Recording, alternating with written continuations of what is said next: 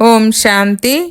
November 5వ తారీఖు 2024 ఉదయం మురళి. ఓం శాంతి. బాబ్దాదా మధువనము. ఈరోజు మధుర మహావాక్యాలు. బాబా చెప్తున్నారు, మధురమైన పిల్లలు, శ్రేష్టమైన డ్రామా జ్ఞానము పిల్లలైన మీ వద్ద మాత్రమే ఉంది. ఈ డ్రామా యథాతథంగా రిపీట్ అవుతుందని మీకు తెలుసు. ప్రశ్న: ప్రవృత్తి వారు బాబాను ఏ ప్రశ్న అడుగుతారు? బాబా వారికి ఏమని సలహా ఇస్తారు? జవాబు: చాలామంది పిల్లలు, బాబా మేము వ్యాపారం చేసుకోమా అని అడుగుతారు. బాబా చెప్తారు, పిల్లలు భలే వ్యాపారం చేయండి, కానీ రాయల్ వ్యాపారం చేయండి. బ్రాహ్మణ పిల్లలు మద్యము, సిగరెట్లు, బీడి మొదలైన చీచి నీచమైన వ్యాపారాలు చెయ్యరాదు. ఎందుకంటే వాటి వలన ఇంకా ఎక్కువగా వికారాల ఆకర్షణ ఉంటుంది. ఓం శాంతి. ఆత్మిక తండ్రి ఆత్మిక పిల్లలకు అర్థం చేయిస్తున్నారు. ఇప్పుడు ఒకటి ఆత్మిక తండ్రి ఇచ్చిన శ్రీమతము, రెండవది రావణుని ఆశ్రీమతము. తండ్రి మతమును ఆశ్రీమతమని అనరు. రావణుణ్ణి తండ్రి అని అనము కదా, అది రావణుని ఆశ్రీమతము. ఇప్పుడు పిల్లలైన మీకు లభించేది ఈశ్వరీయ మతము. రెండింటికి రాత్రి పగలుకున్నంత తేడా ఉంది. ఈశ్వరీయ మతంతో దైవీ గుణాలు ధారణ చేస్తూ వచ్చామని బుద్ధిలోకి వస్తుంది. ఇది కేవలం పిల్లలైన మీరు మాత్రమే తండ్రి ద్వారా వింటారు, ఇంకెవరికి తెలీదు. సంపద కొరకే తండ్రి లభిస్తారు. రావణుని వలన సంపద తగ్గిపోతూ వస్తుంది. ఈశ్వరీయ మతము ఎక్కడికి తీసుకువెళ్తుందో, ఆశ్రీ మతము ఎక్కడికి తీసుకువెళ్తుందో మీకు మాత్రమే తెలుసు. ఆశ్రీ మతము లభించినప్పటి నుండి మీరు కిందకు పడిపోతూనే వచ్చారు. కొత్త ప్రపంచంలో కొద్ది కొద్దిగానే కింద పడతారు. పడిపోవడం ఎలా జరుగుతుందో, మళ్ళీ ఎక్కడం ఎలా జరుగుతుందో ఇది కూడా పిల్లలైన మీరు అర్థం చేసుకున్నారు. ఇప్పుడు మళ్ళీ శ్రేష్టంగా తయారయ్యేందుకు పిల్లలైన మీకు శ్రీమతము లభిస్తుంది. మీరు ఇక్కడకు శ్రేష్టంగా తయారయ్యేందుకు వచ్చారు. మనము మళ్ళీ శ్రేష్ట మతము ఏ విధంగా పొందుతామో మీకు తెలుసు. అనేకసార్లు మీరు శ్రేష్ట మతముతో ఉన్నతమైన పదవిని పొందారు. మళ్ళీ పునర్జన్మలను తీసుకుంటూ కింద పడిపోతూ వచ్చారు. తిరిగి ఒకేసారిగా ఎక్కుతారు. నెంబర్ వారు పురుషార్థమనుసారంగానే ఇది అవుతుంది. టైం పడుతుందని తండ్రి తెలియజేస్తున్నారు. పురుషోత్తమ సంగమయుగ సమయం కూడా పూర్తి యాక్యురేట్గా ఉంది. డ్రామా చాలా యాక్యురేట్గా నడుస్తుంది. అంతేకాక చాలా వండర్ఫుల్గా ఉంటుంది. పిల్లలకు చాలా సులువుగా అర్థమవుతుంది. తండ్రిని స్మృతి చేయాలి, వారసత్వం తీసుకోవాలి, అంతే. కానీ పురుషార్థం చేయడం అంటే చాలామందికి కష్టం అనిపిస్తుంది కూడా. ఇంత ఉన్నతమైన పదవిని పొందడం అంత తేలిక ఏమీ కాదు. తండ్రి స్మృతి మరియు వారసత్వము రెండు చాలా సహజమైనవి, ఒక్క సెకండు విషయమే. అయితే పురుషార్థం చేయడంలో మాయ విఘ్నాలు కూడా కలిగిస్తుంది. రావణునిపై గెలుపు పొందాల్సి వస్తుంది. ఈ మొత్తం సృష్టిపై రావణ రాజ్యం ఉంది. ఇప్పుడు మనము యోగబలముతో రావణునిపై ప్రతి కల్పము గెలుపు పొందుతూ వచ్చామని, ఇప్పుడు కూడా గెలుపు పొందుతున్నామని మీకు తెలుసు. నేర్పించేవారు అనంతమైన తండ్రి. భక్తి మార్గంలో కూడా మీరు బాబా అని అంటూ వచ్చారు. కానీ మొదట తండ్రిని గురించి తెలీదు, ఆత్మను గురించి తెలుసు. భృకుటి మధ్యలో అజబ్ సితార మెరుస్తూ ఉంటుందని అనేవారు. ఆత్మను గురించి తెలిసినా తండ్రిని గురించి తెలీదు. ఇది ఎంత విచిత్రమైన డ్రామా! ఓ పరమపిత పరమాత్మ అని కూడా అనేవారు, స్మృతి చేసేవారు. అయినా వారిని గురించి తెలీదు. ఆత్మ కర్తవ్యాన్ని గురించి కానీ పరమాత్మ కర్తవ్యాన్ని గురించి కానీ తెలీదు. తండ్రే స్వయంగా వచ్చి అర్థం చేయిస్తారు. తండ్రి లేకుండా ఎప్పుడు ఎవరు రియలైజ్ చేయించలేకపోయారు. ఎవ్వరికీ ఆ పాత్రే లేదు.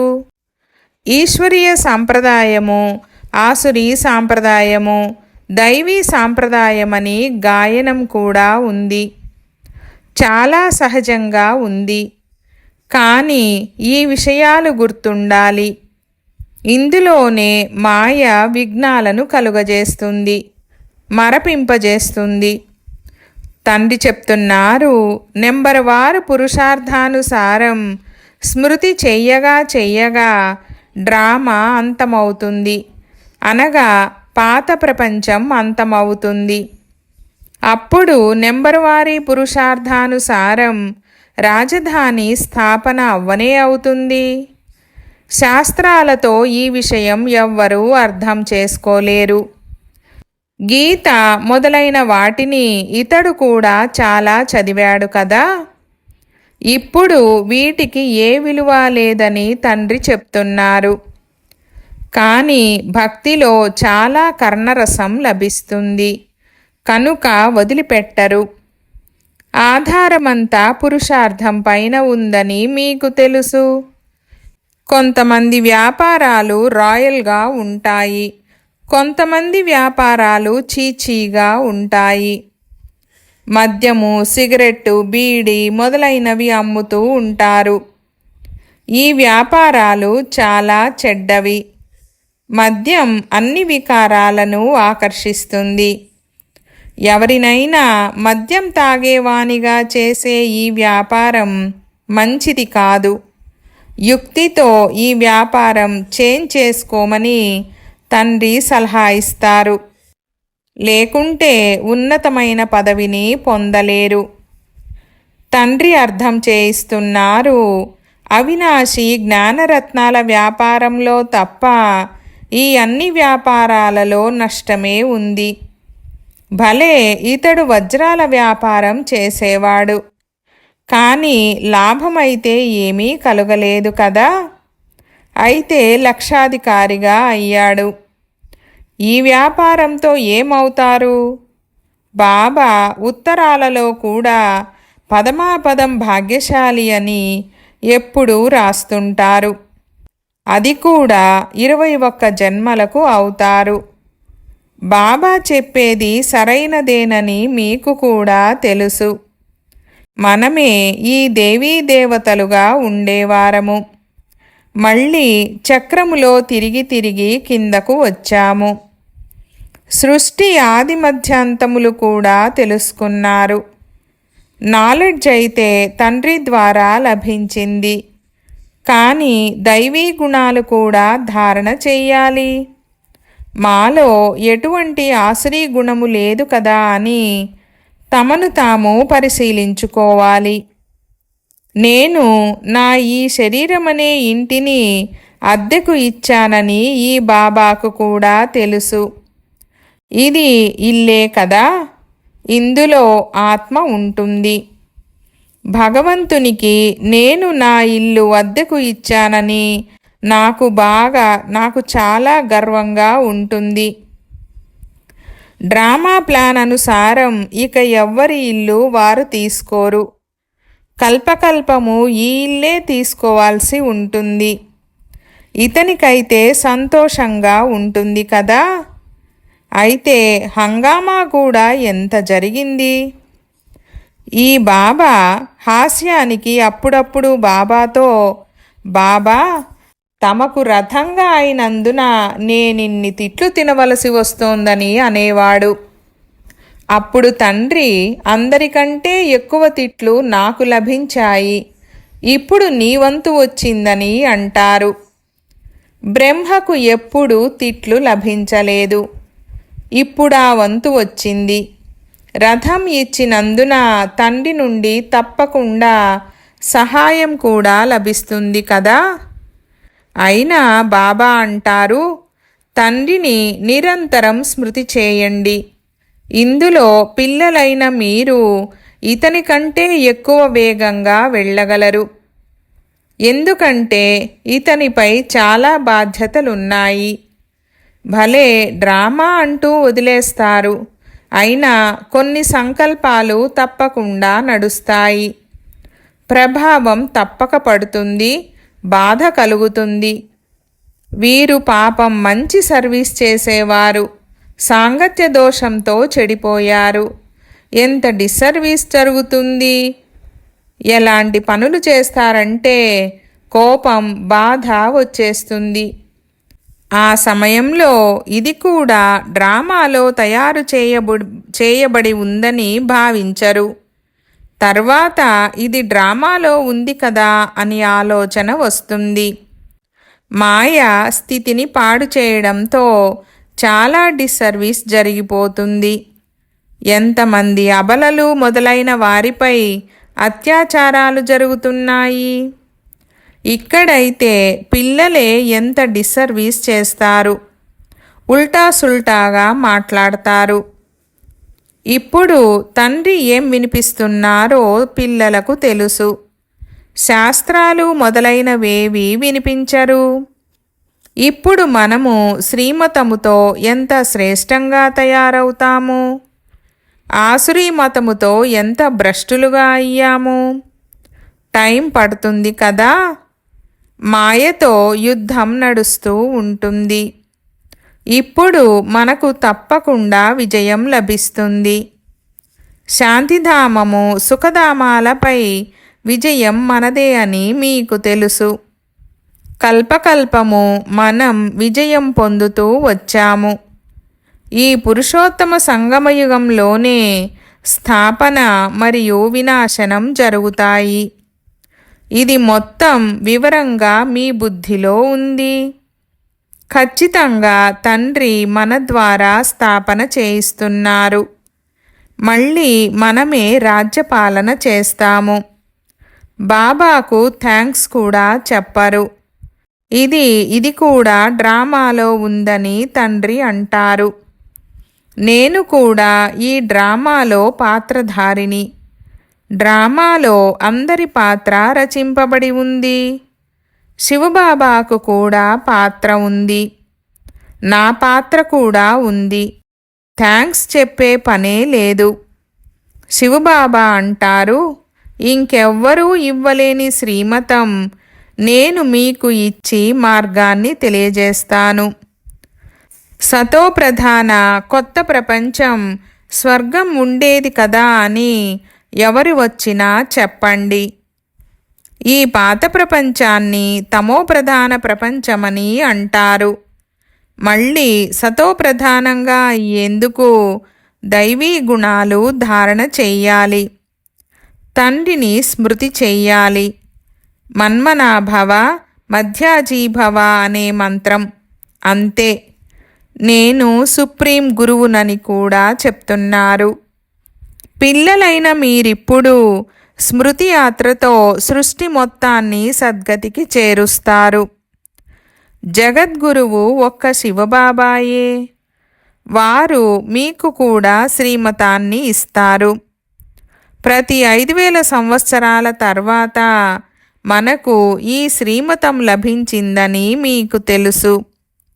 చక్రం తిరుగుతూనే ఉంటుంది. ఈనాడు పాత ప్రపంచముంది, రేపు కొత్త ప్రపంచం ఉంటుంది. ఈ చక్రాన్ని అర్థం చేసుకోవడం కూడా చాలా సహజం. ఇది జ్ఞాపకమున్న ఎవరికైనా అర్థం చేయించగలరు. కానీ ఇది కూడా మర్చిపోతారు. ఎవరైనా పడిపోతే ఇక జ్ఞానం మొత్తం సమాప్తమైపోతుంది. కళలను కాయమును మాయ తీసేసుకుంటుంది. కళలన్నీ తీసేసి కళారహితంగా చేసేస్తుంది. వికారాల్లో ఎలా చిక్కుకుపోతారంటే అడగనే వద్దు. ఇప్పుడు మీకు మొత్తం చక్రమంతా గుర్తుంది. మీరు జన్మ జన్మాంతరాలుగా వేశ్యాలయంలో ఉండి వేల కొలది పాపాలు చేస్తూ వచ్చారు. జన్మ జన్మల పాపిని నేనని అందరి ఎదుట అన్నారు.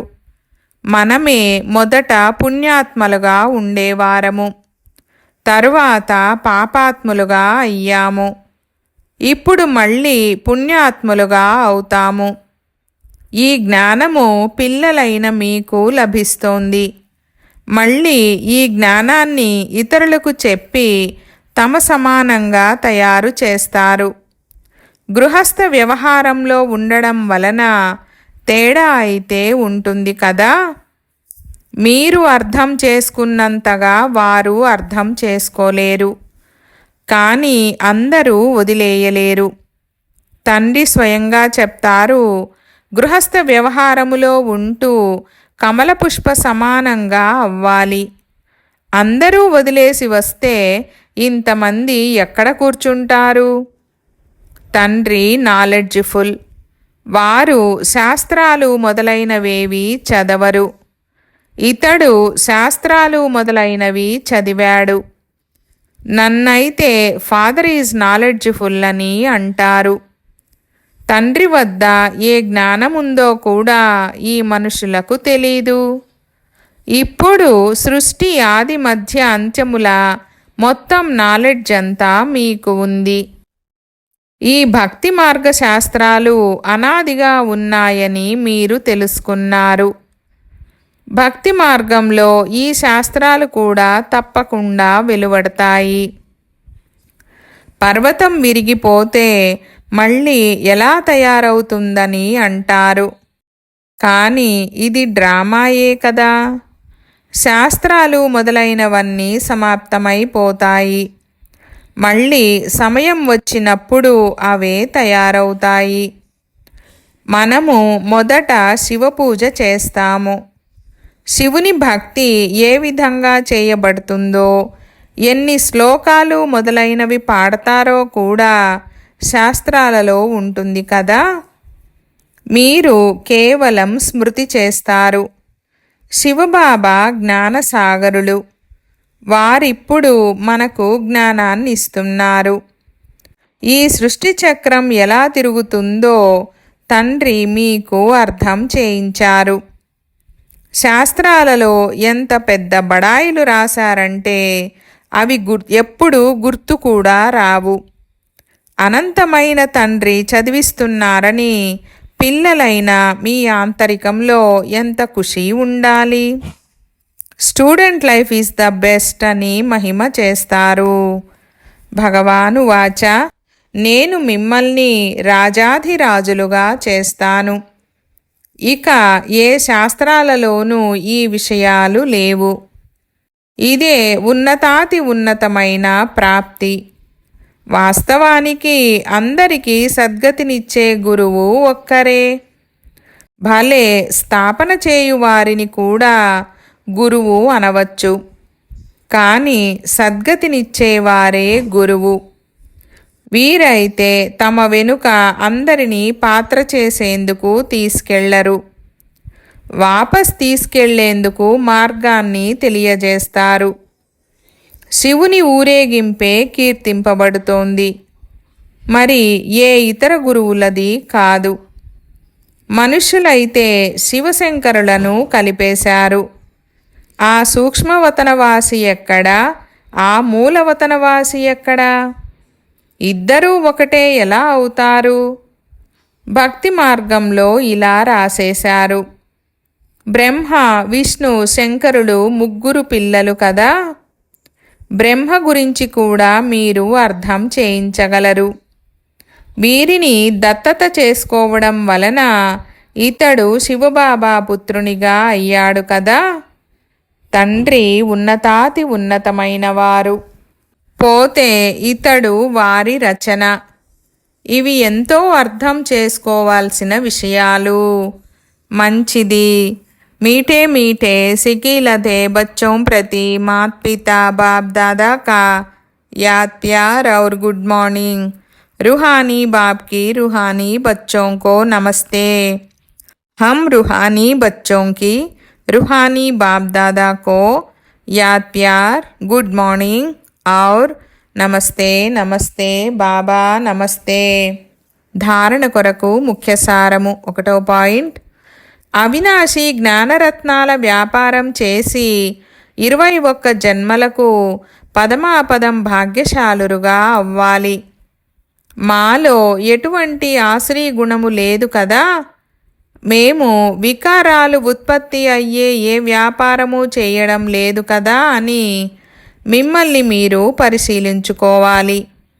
2వ పాయింట్. స్మృతి యాత్రలో ఉండి మొత్తం సృష్టిని సద్గతిలోకి చేర్చాలి. సద్గురువైన తండ్రి శ్రీమతమును అనుసరిస్తూ తమ సమానంగా తయారు చేసే సేవను చేయాలి.